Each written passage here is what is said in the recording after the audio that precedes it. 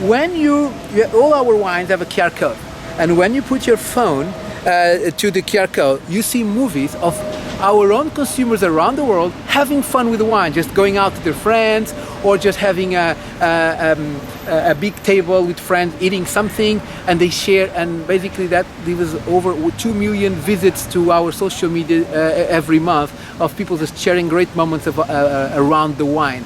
And sometimes we have in our QR codes, as an example, what we do, not only we say, okay guys, today you're having a barbecue, you're having a steak, but if tomorrow you're going to have some fish or shellfish, then you have seafood and company. Or if tomorrow you're just going to have some finger food, you have bread and cheese. So to tell people, don't think that one wine serves all. Depending on what you're going to do, there's different wines.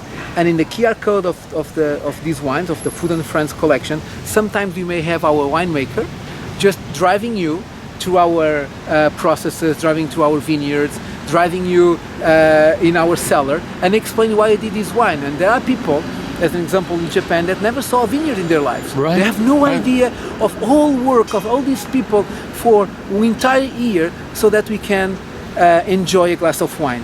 There are cutting, there are the preparing the vineyards, there are the treatments, there are the harvest, which is for the ones that have done one, you know how difficult it is, very hot, very difficult, very hard working, and sometimes we are just in the other part of the world enjoying a glass of wine with their friends, and you have no idea of all the process that went through.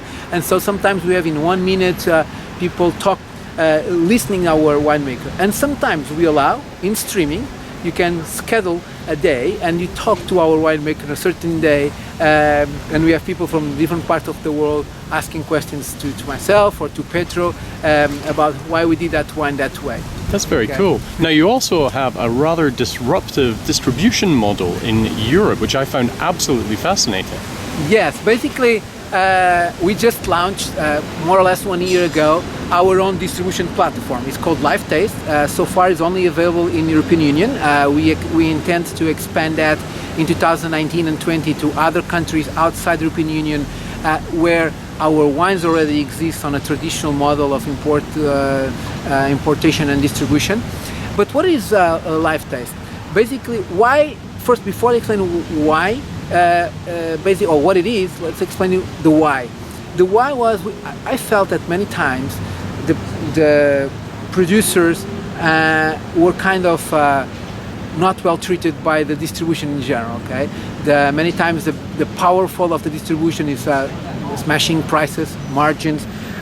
They are inventing costs. They pay you late.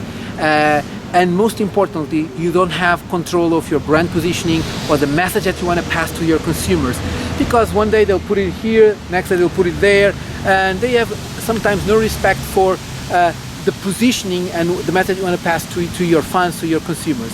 And so we start thinking, okay, we are innovative in the way we produce wine, we are innovative in the way we relate to our consumers, but we are not innovative in the way we distribute. So if we could reinvent and be disruptive in distribution, what that be? So that's how Live Taste was born, in that context. And the best way to explain it is by association. Imagine that you have a black bag, and inside that black bag you put Amazon, you put Uber, you put a Farfetch, and you put Avon, and you shake it, take something out of there, and you get Live Taste. Amazon, because it is the basis for this platform is an intelligent algorithm that is fed by CRM of our behaviors. Basically, like Amazon, everything you do when you Google or when you're purchasing, or who you are, who you share with, is feeding the algorithm to get so that I can give you the right wine for the right moment, for the right person. Basically, we know if you go to certain places, if you do certain things, then you have a certain profile, and that's how the platform is being fed in terms of knowing better Jamie, knowing better John, Peter, or Maria, or Ataru in Japan. And the second thing is that Uber, why? Because we decided to franchise distribution. Anyone, a millennium coming out of or going to for job, or just want to have his own startup, his own business, or someone that is retired but is tired of not doing anything, he just want to have his own job, or someone that is already has his business and just want to potentiate it, he can have a platform. So basically becomes a franchisee, and the franchisee receives a platform personalized, so his life taste and then Jamie or his company name or whatever you want to call.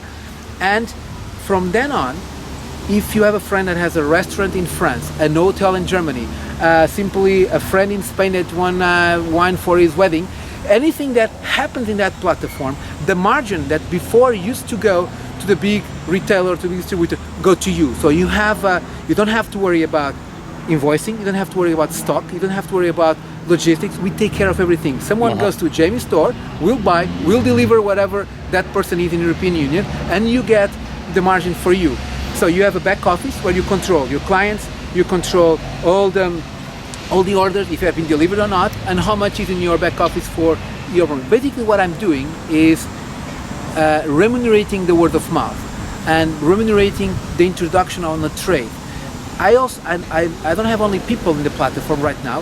We launched 1 year ago, and we already have 2,036 franchisees in 9 countries of the European Union in less than 1 year. We want to achieve 25,000 affiliates by the end of 2018.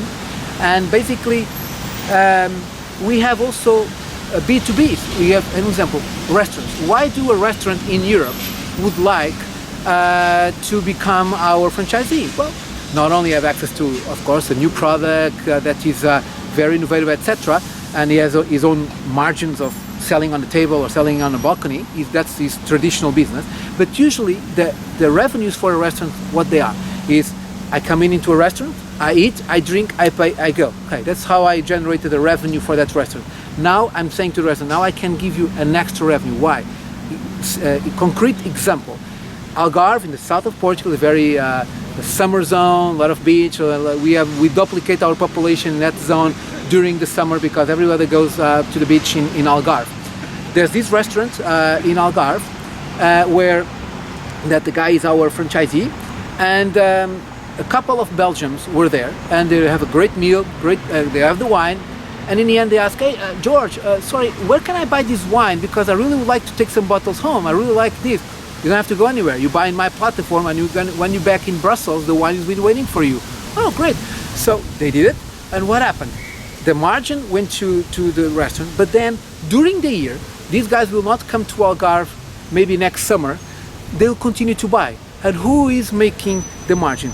George in his restaurant, because he introduced the brand. Yes. So the friends of the Belgians also start buying where? In the store of George. So now George have 20 or 30 clients that are buying international clients, buying in his store that have never been to his restaurant. Yeah. They've never been probably to Algarve. And this way they're creating a network of distribution. And we have so many stores like this. We have hairdressers that are distributing our wines. We have people that have just wanted to complement their revenues, and they just have an activity, or people just love wine and they're recommending to the friends, and they get remunerated for that. It's absolutely fascinating. I think the whole concept, everything about the wines that you make is just mind-blowing. Thank you very much for joining us at Good Food Revolution today, and we look forward to catching up with you again in the future. Thank you so much, Jamie, for this opportunity. You're welcome. Bye for now. Thank you.